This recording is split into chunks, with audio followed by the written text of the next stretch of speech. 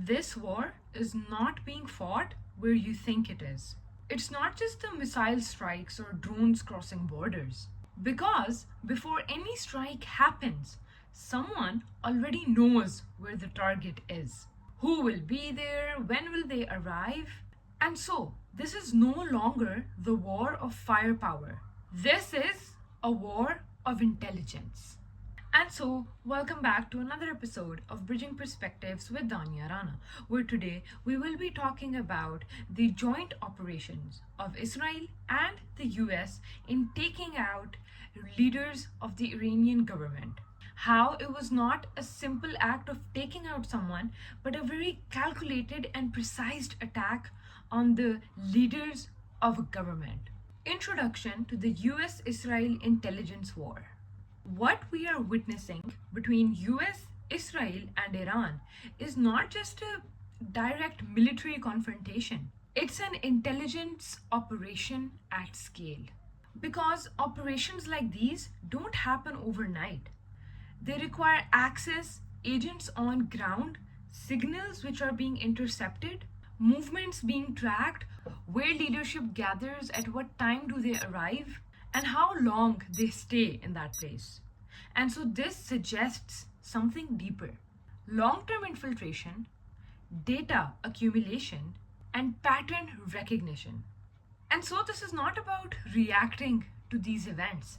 It's about predicting them. How precisely are you predicting these events according to the sources you have on ground?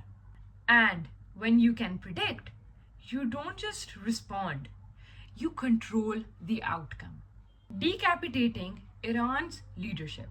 On February 28, 2026, a highly coordinated strike reportedly targeted a gathering of Iran's top leadership. What followed was not just an attack, it was a decapitation of Iran's military and political structure.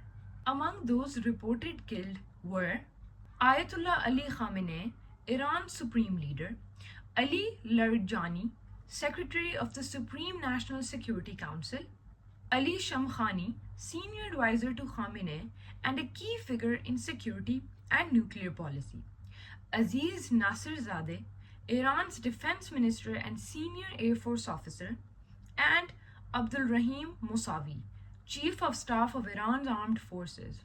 And so these are just some of the political figures in command that were killed in this strike, or should I say in this calculated, precise joint operation between US and Israel.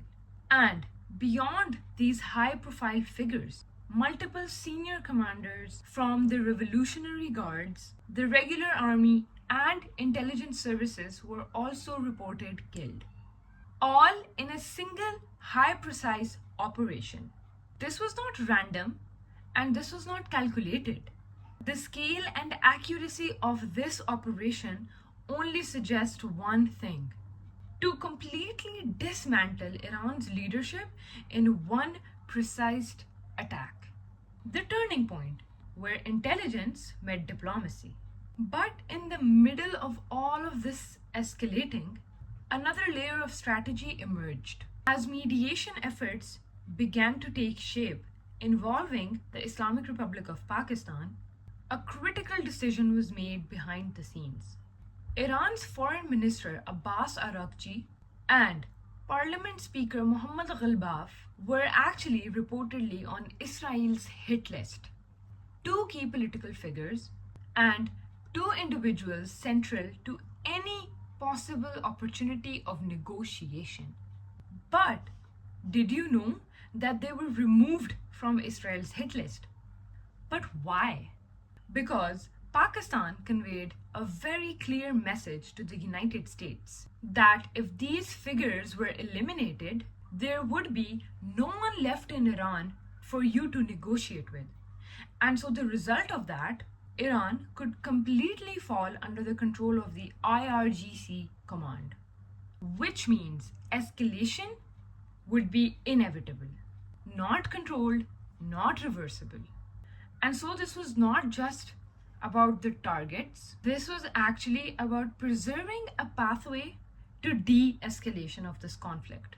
But what does all of this mean for Iran? This changes everything, because when leadership at such high level is killed, that too in one strike, you don't just lose individuals, you lose structure, you lose command. Decision making slows down, coordination weakens, internal power struggles begin. And so all of these problems create a vacuum. And in that vacuum, the most aggressive of factions start to rise. Which means Iran now faces a critical question. Does it stabilize internally? Or does it shift toward a more hardline, unpredictable posture? Because the balance of power inside Iran has been completely shaken. The war of information. What all of this makes clear for us to understand is that modern warfare is no longer decided only by weapons. They are decided by information.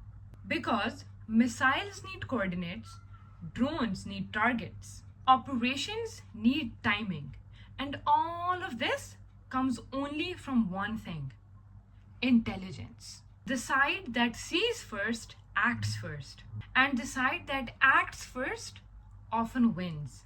This is the shift we are witnessing. From firepower to foresight is what we call the war of intelligence. But here's the deeper perspective. This is not just about who strikes harder. It's about who understands the consequences or the reality after the attacks in a more better way. Because even in the middle of precision strikes, we saw restraint. Targets were removed, decisions were readjusted, because sometimes power is not only in elimination, it's in control. And the countries that can balance intelligence, force, and most importantly, diplomacy are the ones that shape the outcome of these conflicts, not just fight them. And so this brings us to the end of our episode for today. Although this episode was a short one, I really hope that you are walking away with insights and information that helped you look at this entire war between US, Israel, and Iran from a different perspective. From the perspective of war of intelligence. How nowadays in the modern world, in the modern warfare, wars are not just missile attacks, drones falling, bombing people. They're actually about information. The more information you have, the powerful you are. Because the more information you have, the more powerful you are. Because you have the ability, you have what it takes to actually come to this outcome of a precise, calculated decision. And so the next time we look at this war, we need to ask a different question. Is this war still a war of weapons? Or has it become the war of information and intelligence? And so, if the most important things in the world are happening before the entire world even sees them, are we actually watching war unfold? Or are we only seeing the result of something already decided? What do you think? Let me know in the comments below, and don't forget to press that subscribe button and also follow our Instagram channel. See you guys in another episode.